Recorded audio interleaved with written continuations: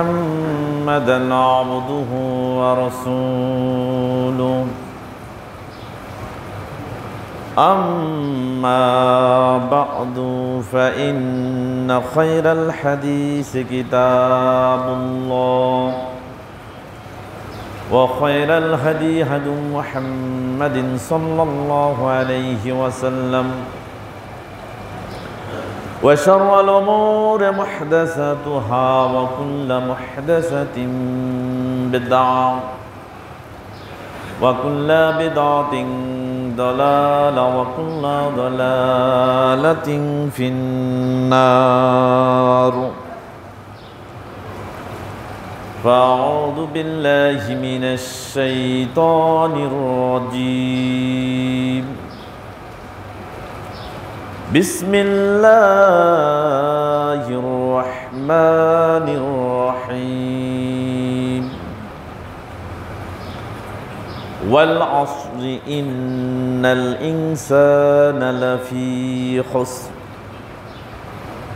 إلا الذين آمنوا وعملوا الصالحات وتواصوا بالحق وتواصوا بالصبر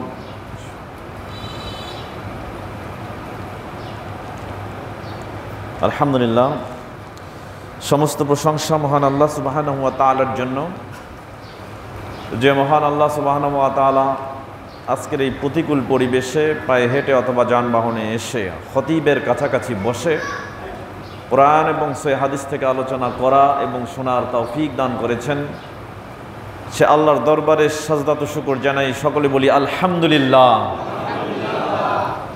দরুদ পাঠ করছি নিরহংকার নবীর ওপরে, যে নবী মুহাম্মদুর রাসূলুল্লাহ সাল্লাল্লাহু আলাইহি ওয়াসাল্লাম কাল কিয়ামতের দিন সমস্ত বনি আদমের সরদার হবেন, এ কথা তিনি পৃথিবীতে জানতেন। এজন্য তার মনের ভিতরে কোনো অহংকার ছিল না। যে নবী মুহাম্মদুর রাসূলুল্লাহ সাল্লাল্লাহু আলাইহি ওয়াসাল্লাম কাল কিয়ামতের দিন ডান হাতে প্রশংসার পতাকা ধারণ করবেন এবং সেই পতাকার ছায়াতলে সমস্ত নবী রাসূলগণ অবস্থান করবেন, এ কথা তিনি পৃথিবীতে জানতেন। এজন্য তার মনের ভিতরে কোনো অহংকার ছিল না। যে নবী মুহাম্মদুর রাসূলুল্লাহ সাল্লাল্লাহু আলাইহি ওয়াসাল্লাম কাল কিয়ামত শুরু প্রাককালে যার কবরের ছাদকে সর্বপ্রথম খুলে দেওয়া হবে এবং যিনি সর্বপ্রথম জান্নাতে দুয়ার খুলে জান্নাতে প্রবেশ করবেন, তিনি হচ্ছেন আমাদের নবী, আরব্য নবিকুল শিরোমণি, সমস্ত উত্তম চরিত্রের পূর্ণতা যার চরিত্রই ছিল কোরআন, মুহাম্মদুর রাসূলুল্লাহ সাল্লাল্লাহু আলাইহি ওয়াসাল্লাম। তার উপরে শতকোটি দরুদ ও সালাম বর্ষিত হোক। আল্লাহুম্মা সাল্লি ওয়া সাল্লিম আলা নবিয়িনা মুহাম্মদ।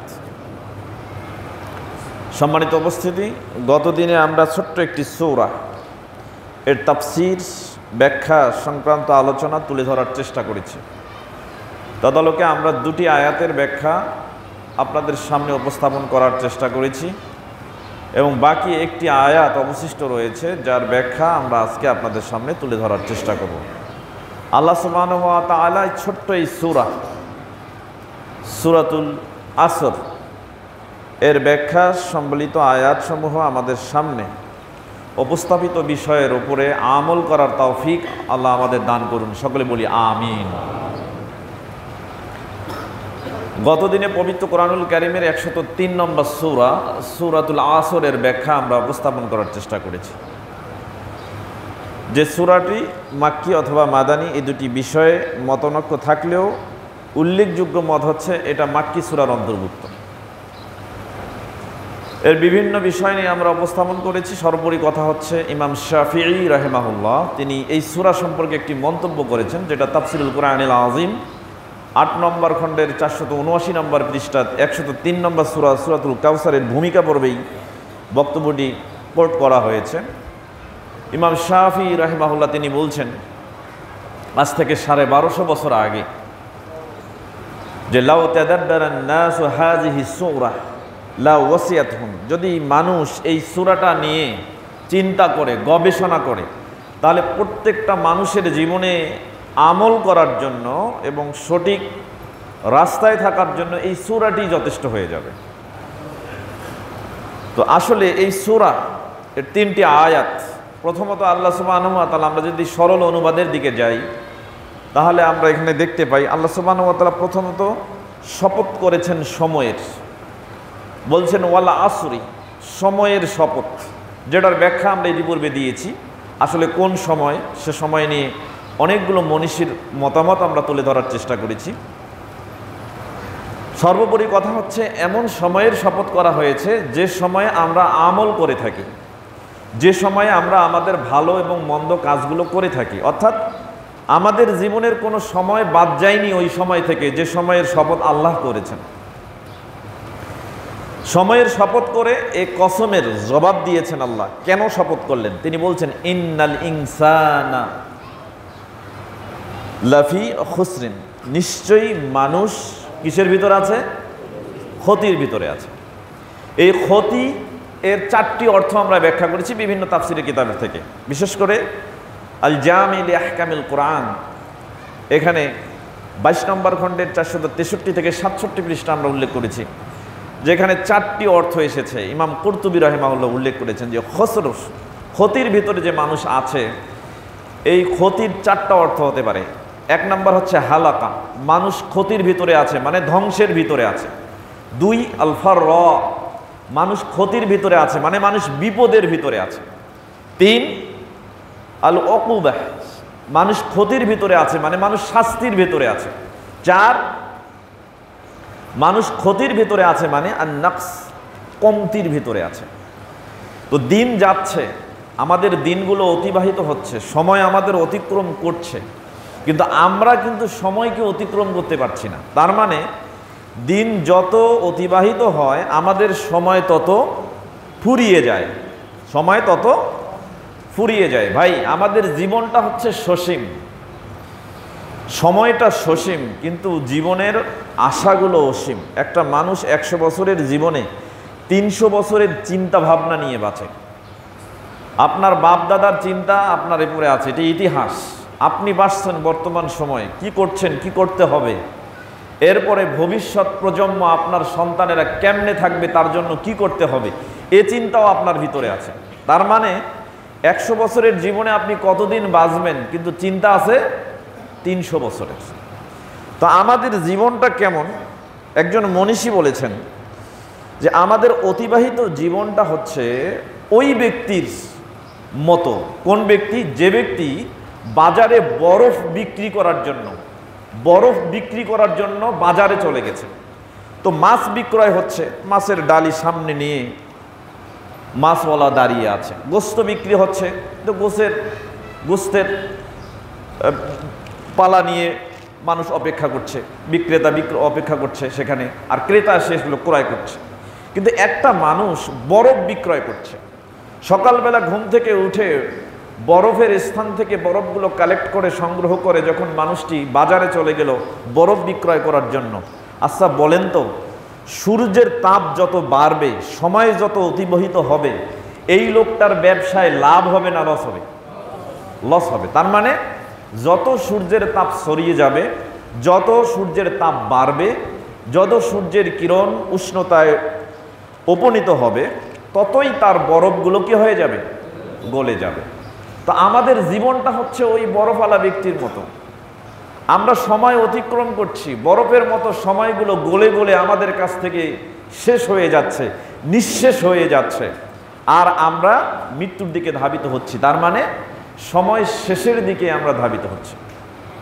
তো আল্লাহ সুবহানাহু ওয়া তাআলা আপনাকে স্মরণ করিয়ে দিয়েছেন ওই সময়ের শপথ, ওয়াল আসরি, ওই সময়ের শপথ, ইন্নাল ইনসানা লাফি খুসরিন, নিশ্চয়ই মানুষ কিসের ভিতরে আছে? ক্ষতির ভিতরে আছে। অনেকেই মনে করেন যে মানুষ ক্ষতির ভিতরে আছে। কোন মানুষ ক্ষতির ভিতরে? এর ব্যাখ্যা কিন্তু আমরা আগে দিয়েছি। তবে এখানে আল ইনসান এর আলিফ লামটি হচ্ছে আলিফ লামে জিনসিয়া, এমন কোনো জাতের মানুষ নাই যাকে শামিল করা হয়নি। তার মানে যত মানুষ আছে, যত জাতের মানুষ আছে, সব মানুষই কিসের ভিতরে আছে?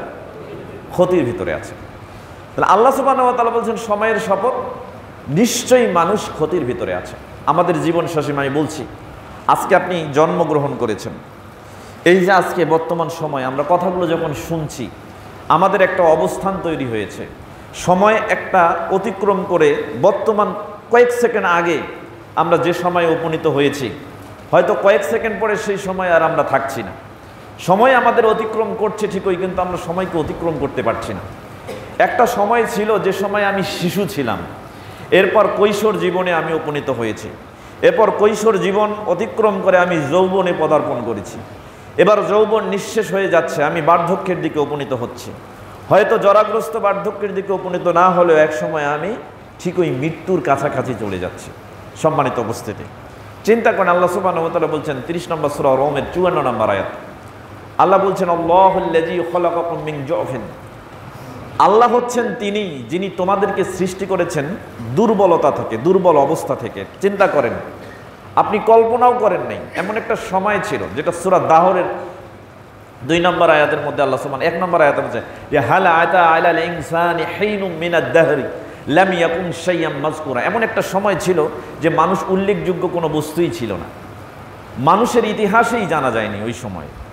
আপনি নিজেকে কল্পনা করেন, যখন আপনার বয়স এখন 21 বছর হয়, 30 বছর হয়, তো 30-31 বছর আগে আপনি কোথায় ছিলেন?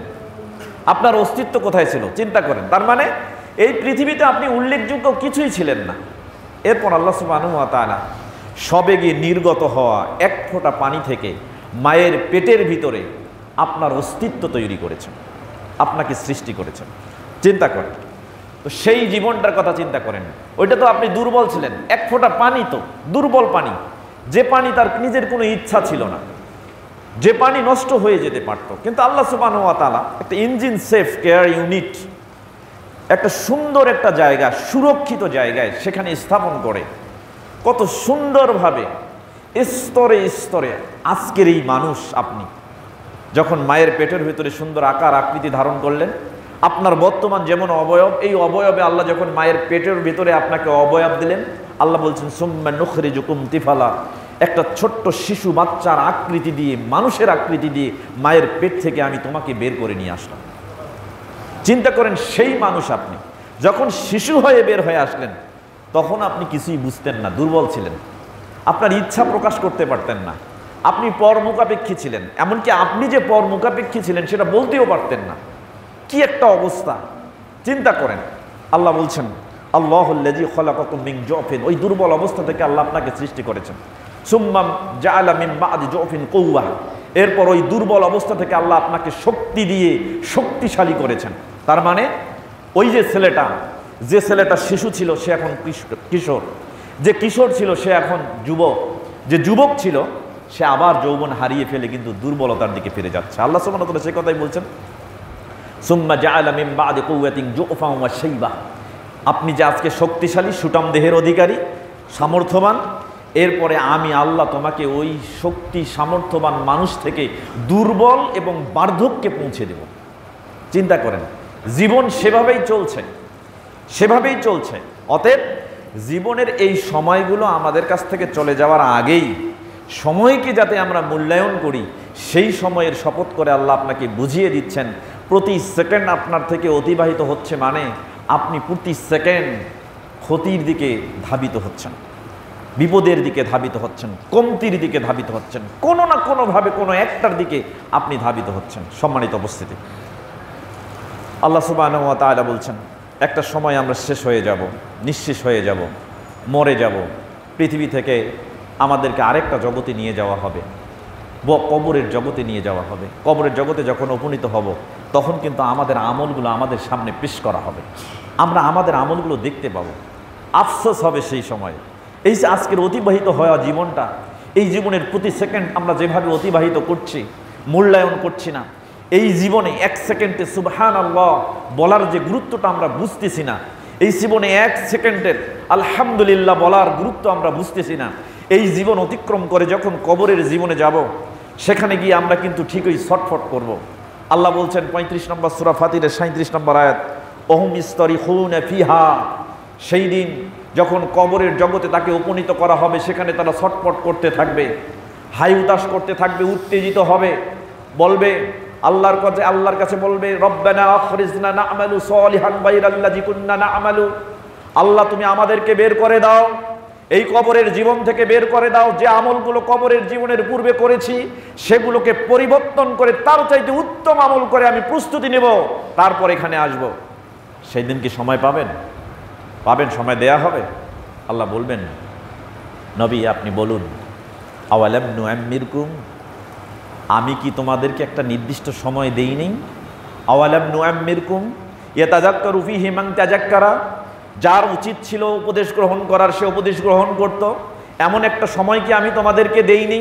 ওয়া জাআকুমুন নাযীর, যে সময়ের মধ্যে তোমাদের কাছে কি কোনো সতর্ককারী আসেনি, যারা সতর্ক করেছে, তোমাকে সঠিক পথে তোমাদেরকে আহ্বান করেছে, এমন কোনো সতর্ককারী কি তোমাদের কাছে আসেনি? চিন্তা করেন কি জবাব দিবেন।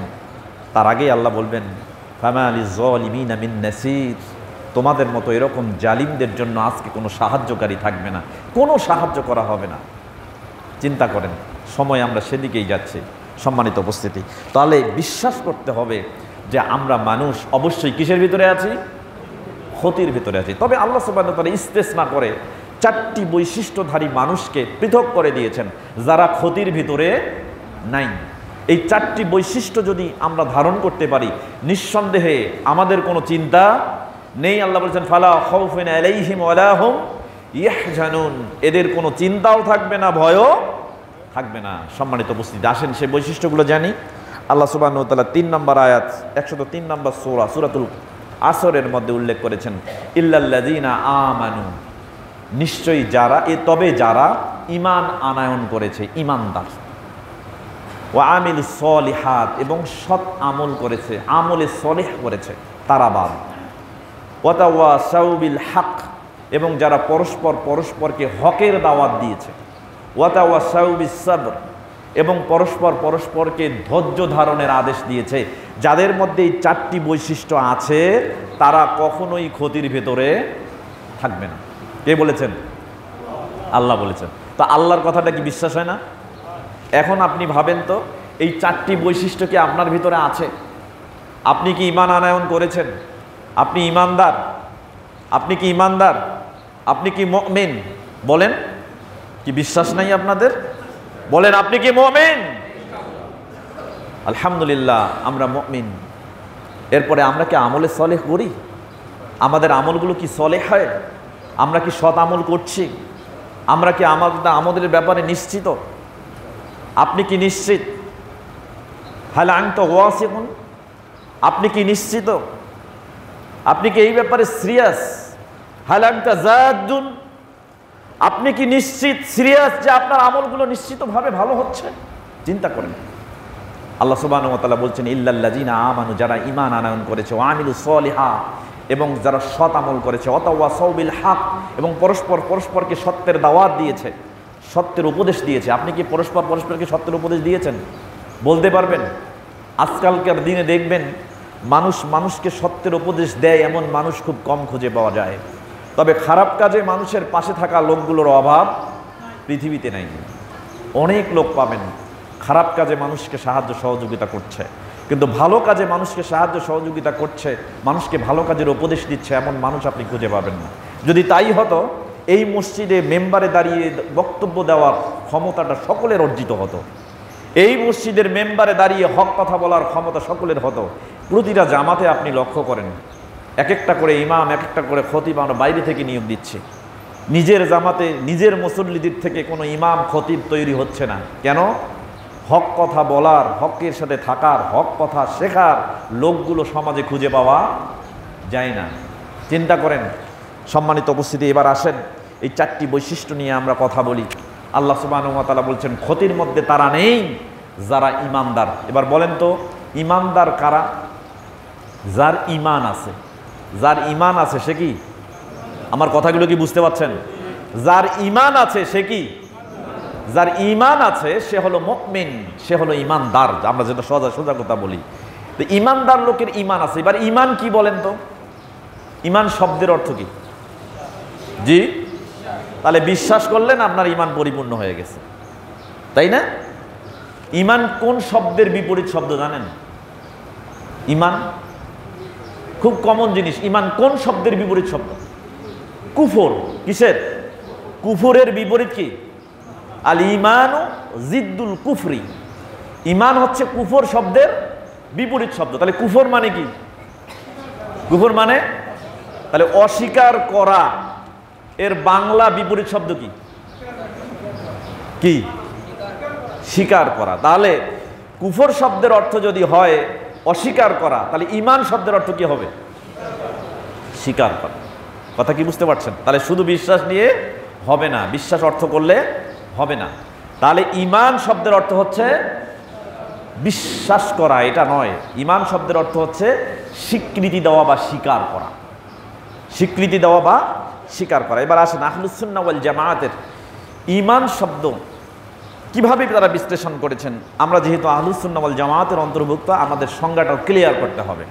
ঈমান কাকে বলে? আমরা সাধারণত জানি মৌখিক বিশ্বাস, নাকি মৌখিক স্বীকৃতি, আন্তরিক বিশ্বাস এবং সুচারুরূপে আমল, এই তিনটি বিষয়ের সমন্বয়ে ঈমান।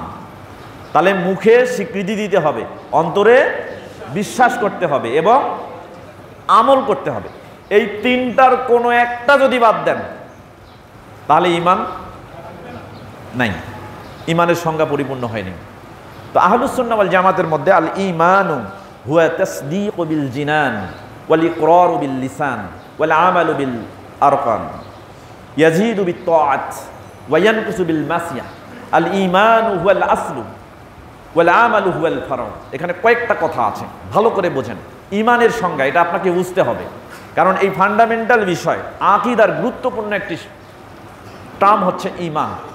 তো এটা যদি আমরা না বুঝি তাহলে ঈমান, আমরা যে মুমিন, ঈমান নিয়ে যে আমরা মুমিন, এইটা আমাদের পরিপূর্ণ বিশ্বাসের ভিতরে থাকবে না। ঈমান কাকে বলে? এক নাম্বার হচ্ছে আত-তাসদীকু বিল জিনান, অন্তর দিয়ে বিশ্বাস করতে হবে। কি দিয়ে? ভালো করে বোঝেন, অন্তর দিয়ে বিশ্বাস করতে হবে। ওয়াল ইকরারু বিল লিসান, আপনি যে অন্তরে বিশ্বাস করেন শুধু বিশ্বাস নিয়ে থাকলে হবে না, এটা জিহ্বা দিয়ে কি করতে হবে? স্বীকার করতে হবে, স্বীকৃতি দিতে হবে যে হ্যাঁ আমার অন্তরেও যা মুখেও। এরকম মানুষ আছে না, অন্তরে একরকম মুখে, ঈমানের বেলা এটা চলবে না। কোনো মুমিন এরকম করতেই পারে না যে অন্তরে এক আবার মুখে আর এক, এটা হতে পারে না। তাহলে ঈমানের সংজ্ঞায় আমরা এক নম্বর জানলাম কি? তাসদীকু বিল জিনান, অন্তর দিয়ে সত্যায়ন করা, বিশ্বাস করা। তারপরে হচ্ছে কি? ইকরারু বিল লিসান, জিহ্বা দিয়ে স্বীকার করা। আরেকটা হচ্ছে আমালু বিল আরকান, এবং কি করা? সুচারু রূপে আমল করা। তাহলে কোনো একটাও বাদ দেওয়া যাবে না। এর সাথে মনে রাখবেন, এর সাথে ইয়াজিদু বিত তাআত, আপনি যখন আল্লাহর আনুগত্য করবেন, রাসূলের আনুগত্য করবেন, তখন আপনার ঈমান কি হবে? বাড়বে, ঈমান বাড়বে। ওয়া ইয়ানকুসু বিল মাসিয়াহ, এবং যখন আপনি আল্লাহর অবাধ্যচরণ করবেন, রাসূলের অবাধ্যচরণ করবেন, তখন কি হবে? ঈমান। তাহলে বোঝা গেল ঈমান বাড়ে, ঈমান কারো ঈমান বেশি, কারো ঈমান। এজন্য আমরা বলি এখানে যারা আছে সবার ঈমান কি এক সমান? কখনো না। সাহাবায়ে কেরামের ঈমান আর আমাদের ঈমান কি এক সমান? আবু বকর রাদিয়াল্লাহু তাআলা আনহুর ঈমান আর আমাদের ঈমান কি এক সমান? ওমর ইবনুল খাত্তাব রাদিয়াল্লাহু তাআলা আনহুর ঈমান আর আমাদের ঈমান কি এক সমান? আলী রাদিয়াল্লাহু তাআলা আনহুর ঈমান আর আমাদের ঈমান কি এক সমান? সুমাইয়া রাদিয়াল্লাহু তাআলা আনহা, তার ঈমান আর আমাদের নারীদের ঈমান কি এক? আয়েশা রাদিয়াল্লাহু তাআলা আনহা আর আমাদের নারীদের ঈমান কি এক? কখনোই না। তার মানে ঈমানের কি আছে? কম বেশি আছে। কারণ ঈমান কমে আবার ঈমান বাড়ে। একই সাথে একটা মানুষ ঈমান নিয়ে থাকার পরেও কোনো সময় তার ঈমান বৃদ্ধি পায়, কোনো সময় তার ঈমান হ্রাস পায়। এটার দলিল কোরআন থেকেই আছে। কেউ যদি মুখে বলে আমি ঈমানদার, আমি মুমিন, তাহলে এই কথা বিশ্বাসযোগ্য নয়। হ্যাঁ, সে স্বীকার করতে পারে, কিন্তু যতক্ষণ পর্যন্ত তার অন্তরের অভিব্যক্তি প্রকাশ পাবে না, ততক্ষণ পর্যন্ত আমলের মাধ্যমে আমরা বুঝতে পারবো না তার অন্তরের অভিব্যক্তি, ততক্ষণ পর্যন্ত মুখে বললেও সে ঈমানদার। এর দলিল আছে 49 নম্বর সূরা হুজরাত আয়াত নম্বর 14। আল্লাহ সুবহানাহু ওয়া তাআলা বলেছে ক্বালাতিল আ'রাবু, আরব বিদুইনরা বলতো। কি বলতো? আল্লাহ বলছেন আরব বিদুইনরা বলছে আমান্না, আমরা ঈমান আনয়ন করেছি। আল্লাহ তখন নবীকে বললেন, নবী কুল লাম তুমিনু, তোমরা তাদেরকে বলো, তুমি তাদেরকে বলো যে তোমরা ঈমান আনয়ন করোনি। আরব বিদুইনরা মুখে বলছে আমরা ঈমান আনয়ন করেছে, আমরা ঈমান আনয়ন করেছি, আমরা মুমিন, কিন্তু আল্লাহ বলছেন নবী তুমি বলো কুল লাম তুমিনু, তোমরা ঈমান আনয়ন করো নাই, ওয়ালাকিন কুলু আসলামনা, বরং তোমরা বলো যে আমরা বশ্যতা স্বীকার করেছি, মৌখিকভাবে আত্মসমর্পণ করেছি, কিন্তু ঈমান আনয়ন করো নাই। কারণ আল্লাহ সুবহানাহু ওয়া তাআলা বলছেন ওয়ালাম্মা ইয়াদখুলুল ঈমানু ফি কুলুবিকুম, ঈমান এখনো তোমাদের অন্তরে প্রবেশ করে নাই। তাহলে এই আয়াত থেকে বোঝা যায় ইমান মুখে বললেও অন্তর খালি থাকতে পারে। এজন্য আগে ইমান কোথায় কোথায়? অন্তর দিয়ে আগে স্বীকার করতে হবে যে আমি ইমান আনায়ন করেছি, আমান্না। কারণ অন্তরের খবর কে জানেন? তো আল্লাহ জানেন না? তা আরবেরা যখন বলছে আমান্না, যে আমরা ইমান আনয়ন করেছি, তখন আল্লাহ সুবহানাহু ওয়া তাআলা তাদের অন্তরের অবস্থা জানেন, বুঝেন। এজন্য বলছেন কুল, নবী আপনি বলুন, কুল লাম তুমিনু, তোমরা ইমান আনয়ন করো নাই, ওয়ালাকিন কুলু আসলামনা, বরং তোমরা এই কথা বলো যে আমরা আত্মসমর্পণ করেছি, মাত্র মুখে আত্মসমর্পণ করেছি এ কথা বলো, কিন্তু এখনো তোমাদের অন্তরে ইমান প্রবেশ করে নাই। তাহলে বোঝা গেল ইমান প্রথমে কোথায় আনতে হবে? অন্তর দিয়ে। ইমান আনতে হবে আগে অন্তর দিয়ে। এরপরে দেখেন মুখের স্বীকৃতি লাগবে। আল্লাহ নবী মুহাম্মদ রাসূলুল্লাহ সাল্লাল্লাহু আলাইহি ওয়াসাল্লামের একটি হাদিস, বিখ্যাত হাদিস। এই হাদিসটা কোথায় পাবেন? বুখারী, মুসলিম এবং মিশকাতুল মাসাবি কিতাবুল ঈমান, ঈমান সংক্রান্ত একটি অধ্যায় রয়েছে। ফসলুল আউয়াল, প্রথম পরিচ্ছেদের 12 নম্বর হাদিস। আব্দুল্লাহ ইবনে উমর রাদিয়াল্লাহু তাআলা আনহুমা থেকে বর্ণিত, তিনি বলেন قال রাসূলুল্লাহ সাল্লাল্লাহু আলাইহি ওয়াসাল্লাম, রাসূল সাল্লাল্লাহু আলাইহি ওয়াসাল্লাম বললেন, উমিরতু আন উকাতিলান নাসা হাত্তা ইয়াশহাদু আল লা ইলাহা ইল্লাল্লাহ ওয়া আন্না মুহাম্মাদান আবদুহু ওয়া রাসূলুহু। আল্লাহ নবী সাল্লাল্লাহু আলাইহি ওয়াসাল্লাম বলছেন, আমি আল্লাহর কাছে আদেশ পেয়েছি যে মানুষের সাথে আমি যুদ্ধ করব। কি করব? ততক্ষণ পর্যন্ত যুদ্ধ করব যতক্ষণ পর্যন্ত ওরা মুখে সাক্ষ্য দিবে না আল্লাহ ছাড়া সত্য কোনো মাবুদ নাই এবং মুহাম্মদ সাল্লাল্লাহু আলাইহি সাল্লাম হচ্ছে আল্লাহর বান্দা। এবং তাহলে বোঝা গেল এই হাদিস থেকে অন্তরে থাকলেই চলবে না, এটা আমার মুখে কি করতে হবে? মুখে স্বীকার করতে হবে। কথা কি বুঝতে পারছেন? মুখে স্বীকার করতে হবে। এবার আসেন, তাহলে দুইটা জিনিস পাইলাম, এক অন্তর দিয়ে স্বীকৃতি দেওয়া, দুই মুখে স্বীকৃতি দেওয়া। আর একটা কি লাগবে বলেন তো? কি লাগবে? আমল। আমলকে যদি বাদ দেন, মুখেও স্বীকার করছেন, অন্তরেও স্বীকার করছেন, এখন আমল করেন না, আমলের স্বীকৃতি নাই, তার মানে আপনি মুমিন নন। এ দেখেন এর দলিল কোথায় পাবেন? আল্লাহ সুবহানাহু ওয়া তাআলা পবিত্র কোরআনুল কারীমের 8 নম্বর সূরা আনফাল এর 2 থেকে 4 নম্বর আয়াত আল্লাহ বলছেন, ইন্নামাল মুমিনুনা আল্লাযীনা ইযা যুকিরাল্লাহ, কেবলমাত্র মুমিন হচ্ছে তারাই যখন তাদের সামনে আল্লাহর নাম জিকির করা হয়, স্মরণ করা হয়, তখন কি হয়? ওয়াজিলাত কুলুবুহুম, তাদের অন্তর প্রকম্পিত হয়ে যায়। অন্তর কি হয়ে যায়? প্রকম্পিত। আপনার কি আল্লাহর নাম, আল্লাহর জিকির শুনলে অন্তর কাঁপে? আল্লাহর নাম শুনলে অন্তর কাঁপে? খুব কম লোকের আছে অন্তর কাঁপে, তাই না? আল্লাহ আবার বলছেন, ওয়াইজা তুলিয়াত আলাইহিম আয়াতুহু যাদাতুহুম ঈমানাও ওয়া আলা রাব্বিহিম ইয়াতাওয়াক্কালুন, এবং যখন তাদের সামনে আল্লাহর আয়াতসমূহ তেলাওয়াত করা হয় তখন তাদের ঈমান বৃদ্ধি পায়। ঈমান কি পায়? বৃদ্ধি পায়। তাহলে এখানে আমরা দুটা দলিল পাইলাম, এক আমল, আমল দিয়ে স্বীকৃতি দিতে হবে, দুই ঈমানের কি হয়? কি হয়? বৃদ্ধি হয়, ঈমানের বৃদ্ধি হয়। ওয়া আলা রাব্বিহিম ইয়াতাওয়াক্কালুন, আর তারা যারা ঈমানদার তারা কার উপরে ভরসা করে? আল্লাহর উপরে ভরসা করে। তাহলে ঈমানদারের ভরসা সবসময় কার উপর? আল্লাহর উপরে। সম্মানিত উপস্থিতি, এরপরে আল্লাহ সুবহানাহু ওয়া তাআলা আল্লাযীনা ইউকিমুনাস সালাতা ওয়া মিম্মা রাযাকনাহুম, ঈমানদারের বৈশিষ্ট্য তারা সালাত কায়েম করে। তাহলে যে ব্যক্তি সালাত কায়েম করে না তার মধ্যে ঈমানের বৈশিষ্ট্য নাই। আল্লাহ এই কথা এখানেই বলে দিয়েছেন, আল্লাযীনা ইউকিমুনাস সালাতা ওয়া মিম্মা রাযাকনাহুম ইউনফিকুন, এবং তাদেরকে আমি যে সম্পদ দান করেছি সেই সম্পদ থেকে তারা আমার রাস্তায় কি করে? ব্যয় করে। এগুলো আমল। এগুলো কি? আমল। তাহলে সালাত আদায় করা আমল, দান করা আমল, সদকা করা আমল, জিকির করা আমল, জিকির শোনা আমল, জিকিরের শুনে প্রকম্পিত হওয়া আমল। এই যে আমলগুলো এগুলো হচ্ছে কি? ঈমানের স্বীকৃতি। অর্থাৎ তিনটি বিষয় দিয়ে ঈমানের স্বীকৃতি দিতে হয়, এক মুখ দিয়ে, জবান দিয়ে, দুই অন্তর দিয়ে, তিন আমল দিয়ে। সম্মানিত উপস্থিতি, আল্লাহ সুবহানাহু ওয়া তাআলা বলছেন, উলাইকা হুমুল মুমিনুনা হাক্কা, যাদের ভিতরে এইগুলো আছে, যারা মুখে বিশ্বাস স্বীকৃতি দেয়, অন্তর দিয়ে স্বীকৃতি দেয়, এরপরে অঙ্গ প্রত্যঙ্গ দিয়ে আমল করে, এরাই হচ্ছে প্রকৃত মুমিন। এরাই প্রকৃত কি? মুমিন। এই মুমিনদের সম্পর্কে আল্লাহ সুবহানাহু ওয়া তাআলা বলছেন যে তারা ক্ষতির ভেতরে নাই। কারা? আল্লাযীনা আমানু, যারা কি? ঈমানদার। সম্মানিত উপস্থিতি, তাহলে সূরা আসরের ইন্নাল ইনসানা লাফি খুসর, নিশ্চয়ই মানুষ ক্ষতির ভিতরে আছে। তাদের মধ্যে ক্ষতির থেকে মুক্ত হচ্ছে ওই ব্যক্তি যে ব্যক্তি কি? ইমানদার। আর ইমানের হ্রাস বৃদ্ধি ঘটে, এটা আমরা বিশ্বাস করি তো।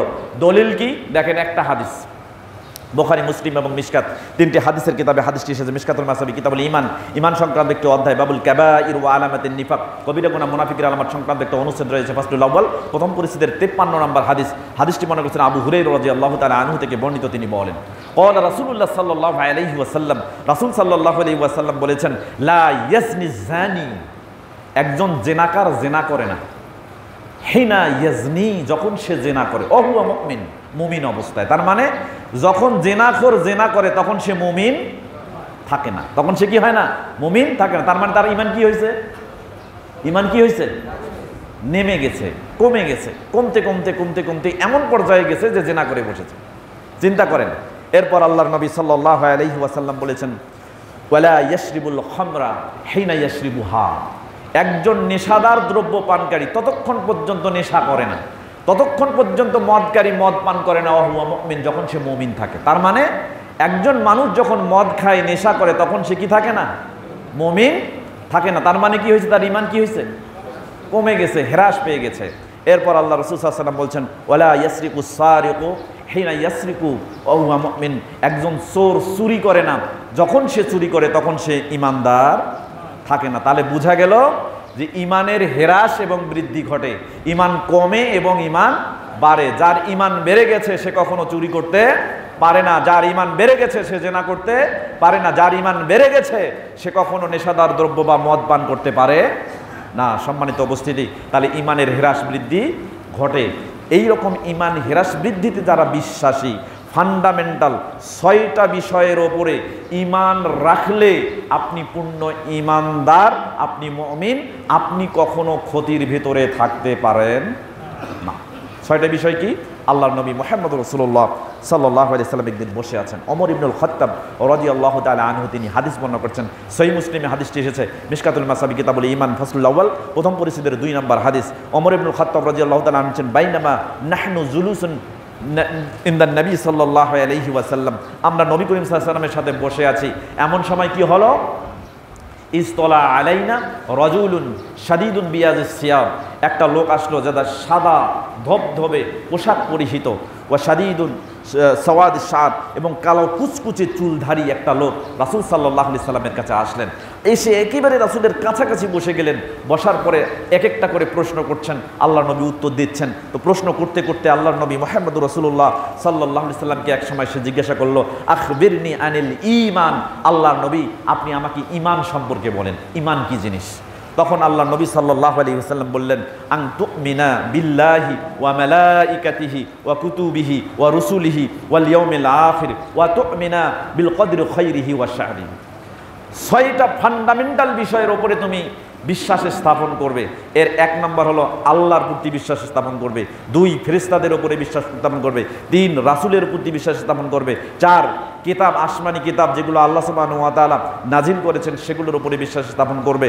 এরপর কাল কিয়ামতের দিবস হবে, কিয়ামত হবে, এই দিবসের উপরে বিশ্বাস স্থাপন করবে, এবং তাকদীর যে আল্লাহ তোমাকে দিয়েছেন এর যে ভালো দিক আছে মন্দ দিক আছে এর উপরে বিশ্বাস স্থাপন করতে হবে। তাহলে এই 6টা ফান্ডামেন্টাল বিষয়ের উপরে যদি একটা বিষয়ে বাদ দেন তাহলে আর আপনি ঈমানদার নন। এই 6টা বিষয়ের উপরে পূর্ণ বিশ্বাস রেখে কোনো মুমিন যদি তার ঈমানকে লালন করে, মুখে স্বীকৃতি দেয়, অন্তরে ধারণ করে, আমলের মাধ্যমে প্র্যাকটিসিং হয়, নিঃসন্দেহে ওই ব্যক্তি ইন্নাল ইনসানা লাফি খুসরিন, নিশ্চয়ই মানুষ ক্ষতির ভিতরে রয়েছে, এই ক্ষতি থেকে সে মুক্ত। 2 ওয়া আমিলুস সলিহাত, ওই ব্যক্তি মুক্ত যে ব্যক্তি কি করে? আমলে সলেহ করে। কি করে? আমি পূর্বেই বলেছি ঈমানের সাথে আমলের সম্পৃক্ততা আছে।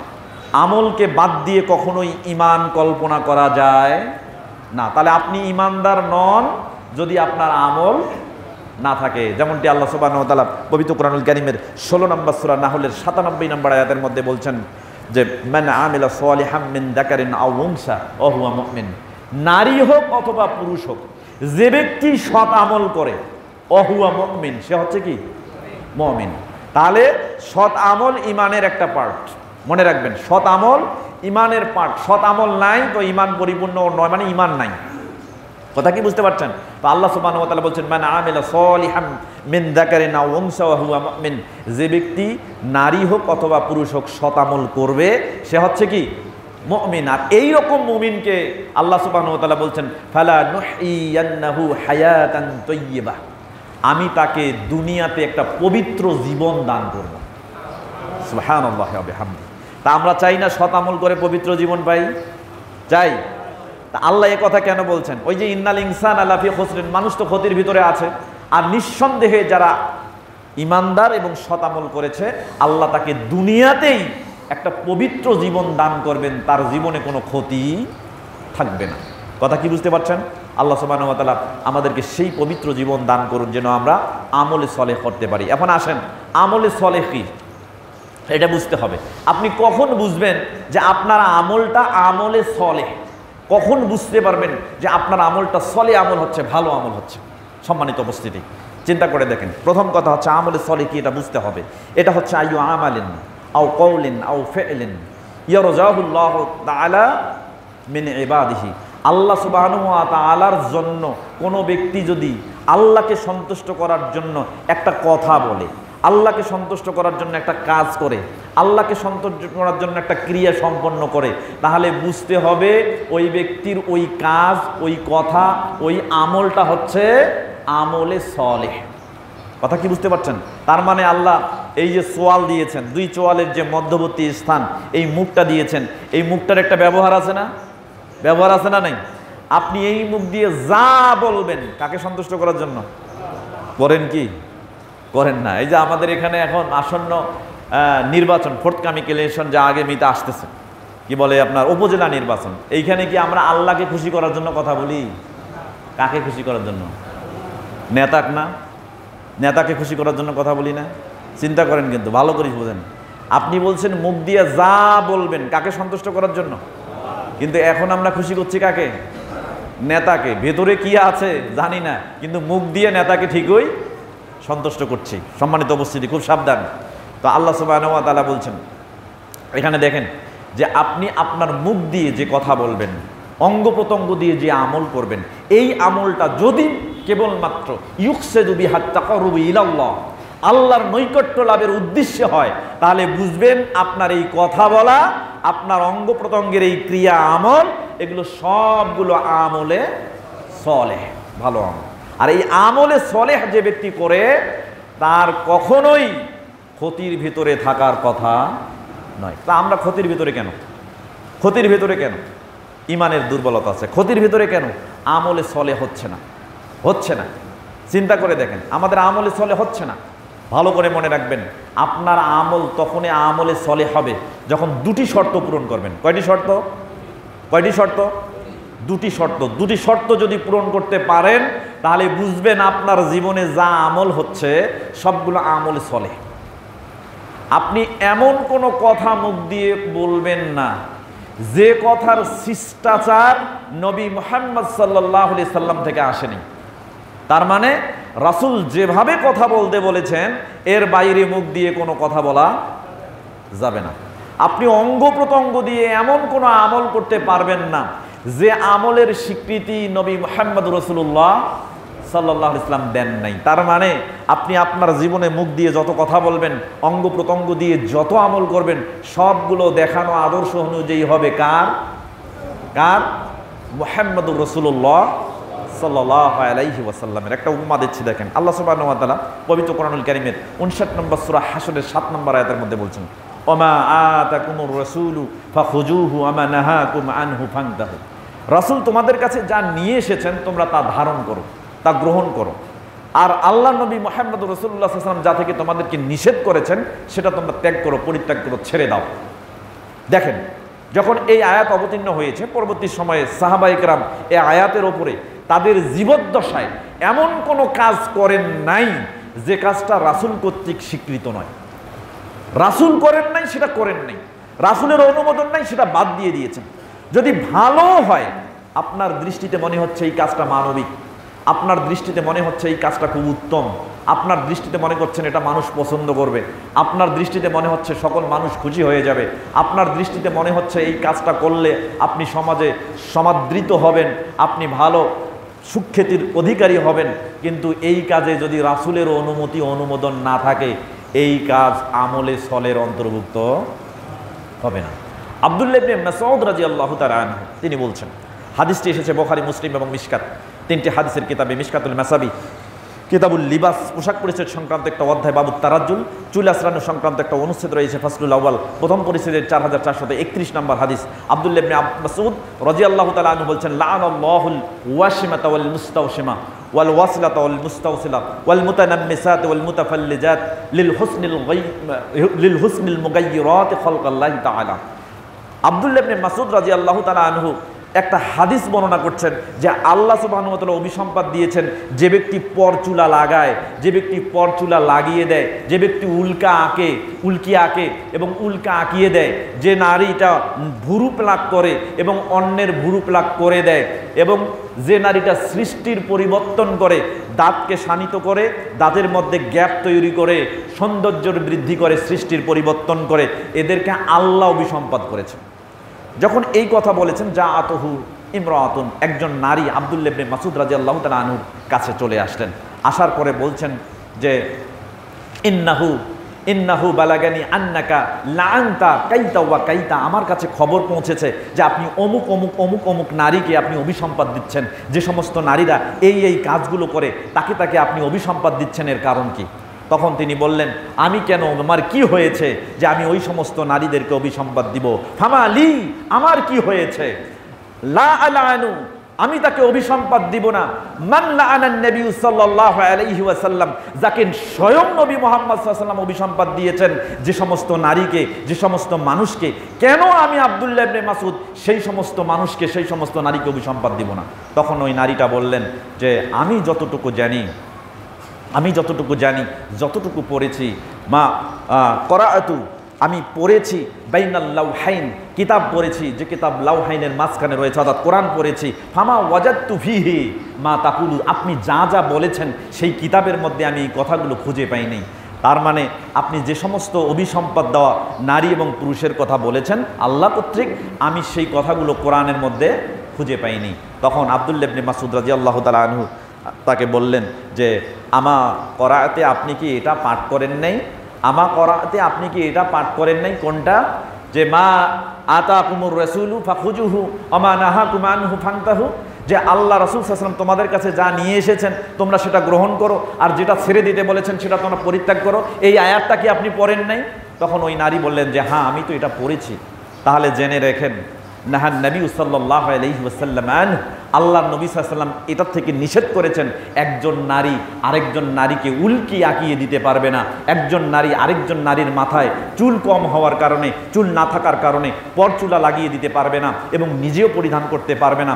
একজন নারী আরেকজন নারীর সৌন্দর্য বৃদ্ধির জন্য দাঁত ছানিত করে, চিকন ফাঁক করে সৌন্দর্য বৃদ্ধি করতে পারবে না, এবং সৌন্দর্য বন্ধনের জন্য সৃষ্টির পরিবর্তন করা যাবে না। চিন্তা করেন সম্মানিত উপস্থিতি, তাহলে রাসূল সাল্লাল্লাহু আলাইহি ওয়াসাল্লাম যা নিয়ে এসেছেন সেটা গ্রহণ করতে হবে, আর যা তিনি নিষেধ করেছেন সেটা পরিত্যাগ করতে হবে। এভাবে যদি আপনি আমল করেন তাহলে আপনার আমলটা হবে আমলে সলেহ। আর এভাবেই রাসূলের আনুগত্য করতে পারলেই কার আনুগত্য করা হবে? 4 নম্বর সূরা নিসা আয়াত নম্বর 80 আল্লাহ সুবহানাহু ওয়া তাআলা বলেছেন, ওয়া মান ইউতি'র রাসূলা ফাকাদ আতা আল্লাহ, যে ব্যক্তি রাসূলের আনুগত্য করে পক্ষান্তরে সে কার আনুগত্য করে? আল্লাহর আনুগত্য করে। আর আল্লাহ নবী স্বয়ং বলেছেন, বুখারী, মুসলিম এবং মিশকাত, 3টি হাদিসের কিতাবে হাদিসটি এসেছে। মিশকাতুল মাসাবি কিতাবুল ঈমান, ঈমান সংক্রান্ত একটি অধ্যায় রয়েছে, বাবুল ইতিসামি বিল কিতাবি ওয়াস সুন্নাহ, কোরআন সুন্নাহর উপর অবিচল থাকা সংক্রান্ত একটা অনুচ্ছেদ, ফাসলুল আউয়াল, প্রথম পরিচ্ছেদের 140 এবং 43 নম্বর হাদিস। আল্লাহ নবী সাল্লাল্লাহু আলাইহি ওয়াসাল্লাম বলেছেন, মান আহদাসা ফি আমরিনা হাজা মা লাইসা ফিহি ফাহুয়া রাদ্দুন, যদি কোনো ব্যক্তি এমন কোনো আমল উদ্ভাবন করলো যে আমলটা ইসলামে নাই, আমি রাসূলের শরিয়ার ভিতরে নাই, সেই আমল পরিত্যক্ত, সে আমলকে বাদ দিতে হবে। অফি রিওয়ায়াতিল লিল মুসলিম মান আমিলা আমালান লাইসা আলাইহি আমরুনা ফাহুয়া রাদ্দুন, কোনো ব্যক্তি যদি এমন কোনো আমল করে যে আমলে রাসূলের স্বীকৃতি নেই, রাসূলের সিলমোহর নাই, সে আমলটা কি হয়ে যাবে? বাতিল হয়ে যাবে।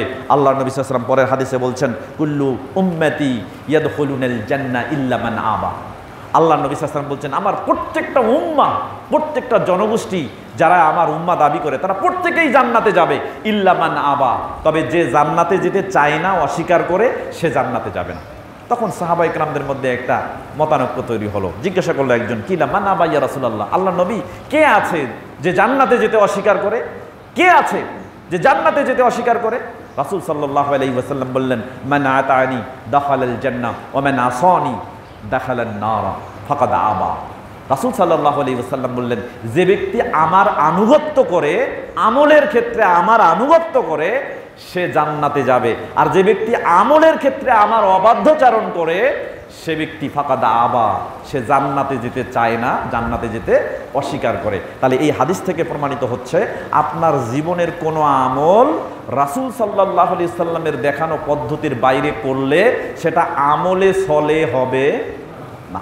তাহলে আমলে সলে তখনই হবে যখনই আপনি আমলটা কার দেখানো পদ্ধতিতে করবেন?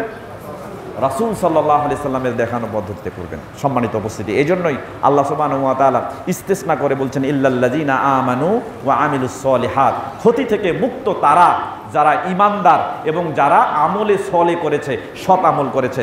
তৃতীয় কথা এবং চতুর্থ কথা বলছেন, ওয়া তাওয়াসাউ বিল হক ওয়া তাওয়াসাউ বিস সাবর। এর ব্যাখ্যা এসেছে ইমাম কুরতুবী রাহিমাহুল্লাহ আল জামি লি আহকামিল কোরআন 22 নম্বর খণ্ডের 467 পৃষ্ঠার মধ্যে 103 নম্বর সূরা সূরাতুল আসরের 3 নম্বর আয়াতের শেষাংশের ব্যাখ্যা এখানে তিনি উল্লেখ করেছেন। কয়েকজন মনীষীর বক্তব্য এখানে আমরা উল্লেখ করতে পারি। তন্মধ্যে আব্দুল্লাহ ইবনে আব্বাস রাদিয়াল্লাহু তাআলা আনহু তিনি বলছেন যে, তোমরা পরস্পরকে হকের দাওয়াত দাও। তার মানে কিসের দাওয়াত?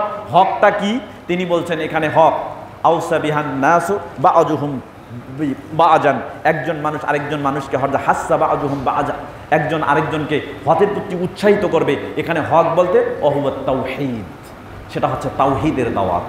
আপনি মানুষকে তাওহীদের দাওয়াত দিবেন। তাওহীদের দাওয়াত মানে এই পৃথিবীতে আপনি ইবাদত করার জন্য আসছেন, শুধু একজনেরই ইবাদত করতে হবে, তিনি কে? এই দাওয়াতটা আপনি সবাইকে দেন, সবাইকে দেন, শুধু একজনের ইবাদত করব, তিনি কে? আল্লাহ। এটা তাওহীদ। এই তাওহীদে উলুহিয়ার দাওয়াত দেন। এরপরে কতাদা রাহিমাহুল্লাহ বলছেন এখানে হক বলতে বলা হচ্ছে কোরআন। আপনি মানুষকে কোরআনের দাওয়াত দেন, নিজে কোরআন পড়েন, অন্যকে কোরআন পড়ার সুযোগ করে দেন।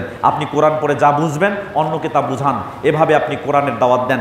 এরপরে ইমাম সুদ্দি রাহিমাহুল্লাহ তিনি বলছেন এখানে হক বলতে হুয়াল্লাহ, হক বলতে যাকে বোঝানো হয়েছে তিনি হচ্ছেন আল্লাহ। তার মানে আপনি মানুষকে আল্লাহর দিকে আহ্বান করেন। কার দিকে? আল্লাহর দিকে।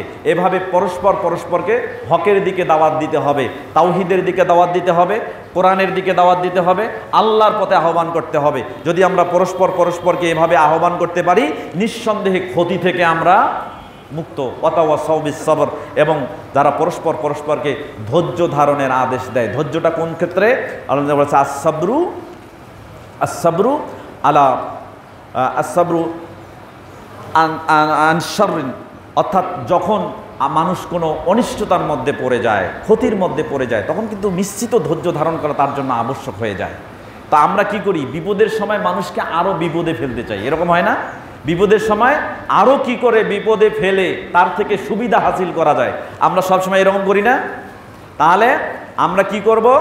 আমরা ধৈর্য ধারণের উপদেশ দিব। কখন? আস-সাবরু আলা তাআতিল্লাহ, যে সমস্ত কাজে আল্লাহর আনুগত্য আছে সেই সকল কাজে যেন মানুষ ধৈর্য ধারণ করে আল্লাহর আনুগত্যের উপরে থাকতে পারে, রাসূলের আনুগত্যের উপরে থাকতে পারে, সেই সকল কাজে আমরা মানুষকে উপদেশ দিব।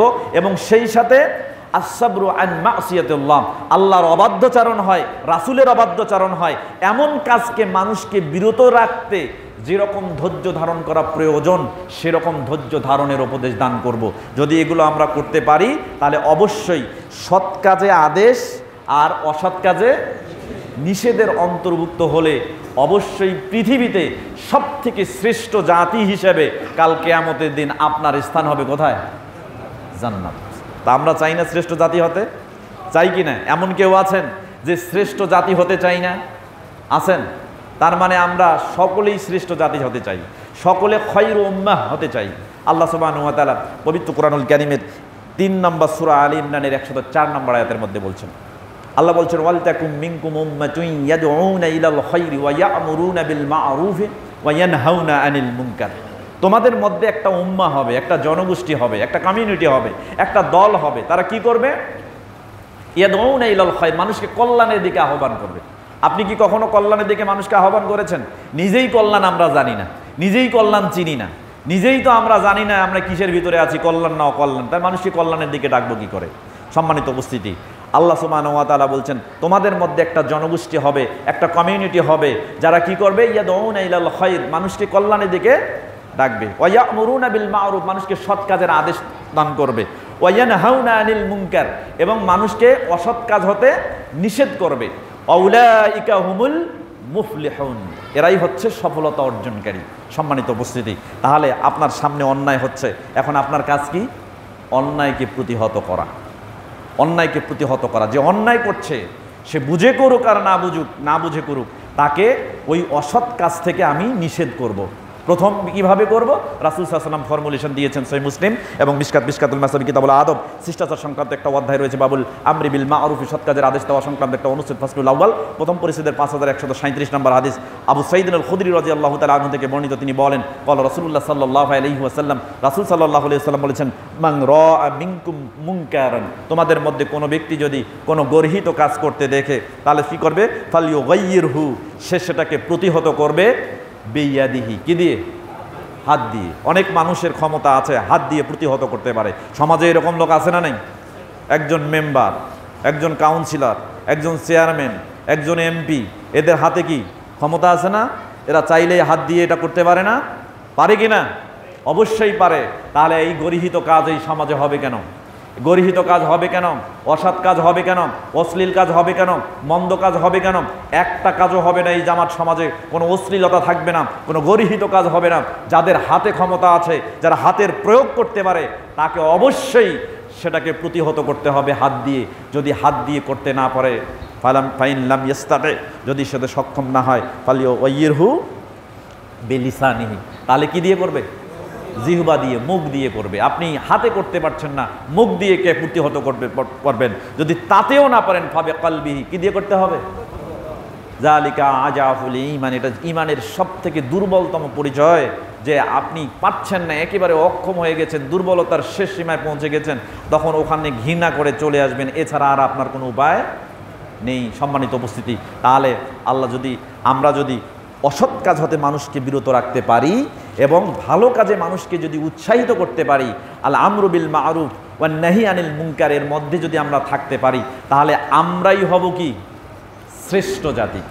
যেটা আল্লাহ সুবহানাহু ওয়া তাআলা পবিত্র কোরআনুল কারীমের 3 নম্বর সূরা আলে ইমরানের 110 নম্বর আয়াতের মধ্যে বলছেন, কুনতুম খায়রা উম্মাতিন উখরিজাত লিন-নাস, তোমরা মানুষের মধ্য থেকে নির্বাচিত সবথেকে উত্তম জাতি।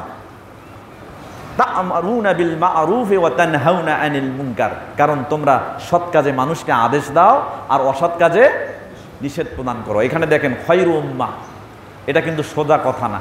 এর ব্যাখ্যা এসেছে তিরমিজি নামে একটা হাদিসের কিতাব, তিরমিজি আবওয়াবুত তাফসীর, ব্যাখ্যা বিশ্লেষণ সংক্রান্ত অধ্যায় সময়ের একটা শিরোনাম পাবেন, বাবু সূরাতুল ইমরান, সূরা ইমরানের ব্যাখ্যা সম্বলিত একটা অনুচ্ছেদের 3001 নম্বর হাদিস।